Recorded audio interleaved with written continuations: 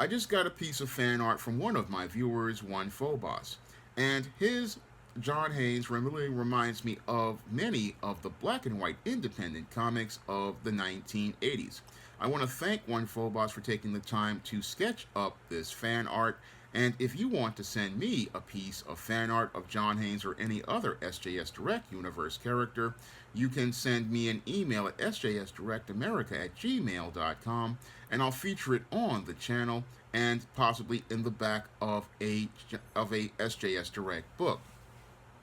Now available in paperback and e-readers, John Haynes, 1987. Learn lessons about life and teenage love in the 1980s in this coming-of-age John Haynes story. Get your copy of John Haynes 1987 in paperback and e-readers at Amazon.com and online booksellers everywhere. John Haynes 1987 is now available in paperback and digital platforms such as Amazon.com, Barnes & Noble, and Google Play. And you definitely want to pick up the seventh book in the John Haynes series because this book takes us back to the 1980s when John Haynes was a teenager. Now, this story is one similar to Batman Year One or the 1992 movie Batman Mask of the Phantasm, and this story basically shows the beginnings of the John Haynes character and shows us many of his motivations for becoming the man he becomes in the future. Now, this story takes everybody back to life in the 1980s in the South Bronx, and I show you the struggles that John Haynes has as a 13-year-old boy trying to navigate a social life that he's trying to hope to start with his girlfriend. And as John Haynes is trying to start navigating his adolescent life with his girlfriend, he's dealing with a lot of struggles, such as growing up poor and not really having a lot of money. And he's also trying to go out here and trying to find a place to fit in the social circles in the South Bronx at his junior high school. So there's a lot of stories here about John Haynes as related to leading up to a tragedy that was mentioned in the early part of the Temptation of John Haynes, and this story basically shows you all the details which led up to that great tragedy and how that great tragedy basically defined who John Haynes became later on in the future and his reasons for wanting to go out here and walk alone. Now, as another part of this book that I really am happy about is that I got a chance to talk about the role of black fathers and how they have an impact on the lives of their children. Now, in this story, we meet both of John Haynes' parents, and as we meet both of John Haynes' parents, we learn how both his mother and his father had an impact on his life, and I really wanted to take a minute and show how black fathers had an impact on the lives of black boys in the 1980s, because most mainstream media does not go out here and talk about how many black fathers were in the lives of their children in the 1980s. Because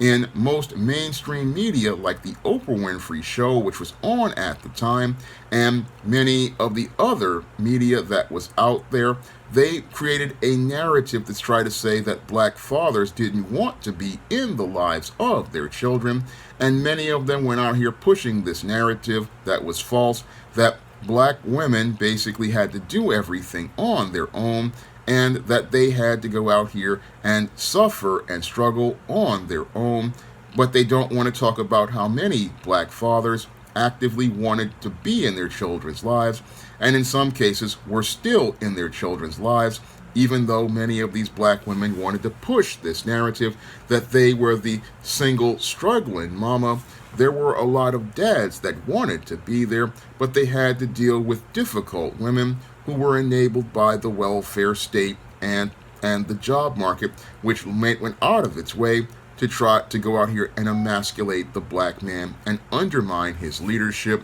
and his authority. And I wanted to show how many black fathers went out here and persevered and still maintained relationships with their children. And I wanted to show how many black fathers out here made every effort to try to go out here and work with their children, even though the mothers of those children didn't want to work with them. And with the John Haynes character, I wanted to show how his father was an active part of his life and how his father's advice helped shape the man who he would become later on. And I wanted to show how his father was one that basically was there to try to give him guidance in spite of all of the obstacles he faced. And on the flip side, I wanted to show how the antagonist, Scott Grayson's father, shaped a part of his life. And I wanted to show how many of Grayson's actions actually ran counter to his father. So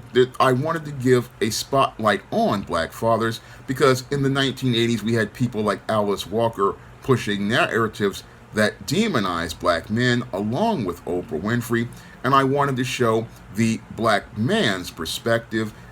from a counterpoint that we would not get and still do not get in mainstream media. So with John Haynes, with this story, I wanted to show how John Haynes did have a father in his life, and I wanted to show the impact of that father in the 1980s, because we, again, do not talk about black fathers, and we don't talk about the impact of black fathers on our children's lives, and we don't talk about how those fathers were men who had an impact on their children's lives. No, all we talk about is single mothers. But for one story, I wanted to talk about how black fathers were there in the 80s, how they were looking to be there at their kids' graduations, how they were there looking to be there basically every day. I wanted to go out here and talk about those fathers and show them the respect that they didn't get back in the 1980s. I wanted to give them a tribute with this story.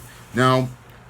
I also wanted to go out here and give people an accurate picture of the 1980s, because a lot of times people romanticize the 80s, but I wanted to show people a realistic picture of life in the 80s because I was a child of the 80s, and the 80s were a great time, I will admit, but there was a very rough and gritty, there was a lot of struggle back then. But even though people struggled, they still had hope. Even though there's adversity, people had hope. And I wanted to bring that spirit of the 80s to everyone with this story. And I wanted to show people what I believe to be an accurate picture of life in the 80s, because I just went back and thought about my days in junior high school, and I wanted to bring that to people and show you a snapshot of that time. And as I show you a snapshot of that time, what I do is I show you what life was like in the 80s when G-body cars were brand new, such as the Chevrolet Monte Carlo and the Oldsmobile Cutlass Supreme,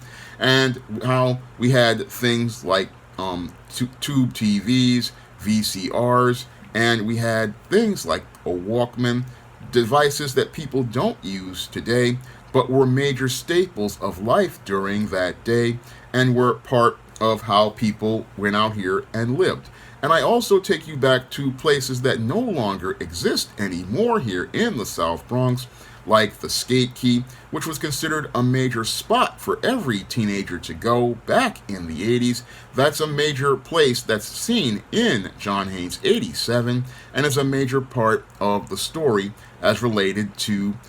Scott Grayson and his attempts to go out here and get with John's girlfriend. So that's a major part of the story, the Skate Key. And if you are from the South Bronx, you know all about the Skate Key and how it was a major spot. And I also show you how places like pizza parlors were major social hubs, because back in 87, one of the big things kids did was go out here out on their school lunch break, head over to the pizza shop and go get themselves a slice. And as they got a slice, you would either go out here and be playing the video games like Empire City 87 or Outrun, or you would go out here and just be trying to start your early macking, because there were young guys out here of like 13, 14. They were out here trying to step to the girls, and I show you a snapshot of what people did back in the 80s as they were starting to learn how to socialize with girls and how girls were learning how to socialize with boys. So I show you what life was like as related to that, and as I'm doing that, I fill in details about things people did back in the 80s, how we went out here and we played with the Sega Master System or the Nintendo 8-bit system. I show you how people went out here and bought comic books straight off the rack from bodegas in the neighborhood. And I also talk about products that were popular at the time, such as Choco Bliss or fruit-filled cinnamon rolls from Dolly Madison, which either had apple or cherry. And I also talk about things like McDonald's back in the 80s. That was a big spot back then, and how the food was fantastic. I really take you and immerse you into the 80s, and I take you to the 80s that was really, again, while life was hard and gritty on the grim and gritty streets of New York, I show you the people and the life of that time, and do it in a way that really shows you what a realistic picture of life was like in the 80s, similar to what I did in my Spinsterella trilogy novel, Spellbound, which took us back to 2 years later, which was 1989. I take you back to 1987 and give you a snapshot of 87, the same way I gave you a snapshot of 1989 with Spellbound. And I really want you to see what John's life was like, and I really want you to see how the tragedy was one that shaped who he was, and how his father was the person who helped him overcome that adversity. That's what I show you in John Haynes' 1987, and this is a book you definitely want to pick up if you want to learn more about John Haynes' year one, because this book shows you how everything starts for the John Haynes character, and it ties directly into E-Steam, The Sands of Time. Now, E-Steam, The Sands of Time shows you a 14-year-old John Haynes, and this book shows you the 13-year-old John Haynes who came before it, and the tragedies he was dealing with as related to when he went into ancient Egypt in Sands of Time. So you definitely want to get this book because it ties into the SJS Direct universe and lays the foundation for a lot of things and references a lot of things that tie into other stories like The Man Who Rules the World and John Haynes, the Man with Nothing to Lose. So if you really want to learn about John Haynes' past and how it led to him becoming the man who he is today, you definitely want to pick up a copy of John Haynes' 1987 that is now available at all online booksellers such as Amazon.com, Barnes & Noble, and Google Play. And if you want to see me be able to make more videos about black fantasy and black science fiction or black comic books, you can send a donation to the Patreon, the PayPal, or the Cash App by clicking the links in the description box. And if you want to send a piece of fan art like one Phobos sent earlier in the video, you can send an email to sjsdirectamerica@gmail.com. And I really appreciate all of the fan art you guys send me, and I'll be featuring one Phobos's rendition of John Haynes in the back of John Haynes' Illuminati that'll be coming in 2024. That's all I have to say for this video. You can comment, rate, and subscribe. Now available in paperback and Kindle Unlimited, E-Steam, The Sands of Time. It's action and adventure in ancient Egypt in this terrific teen time travel romance. Get your copy of E-Steam, The Sands of Time at your favorite online bookseller today. Support Black-owned and Black-operated digital broadcast media. www.niceradionetwork.com. Nice Radio Network, broadcasting 24 hours a day, 7 days a week.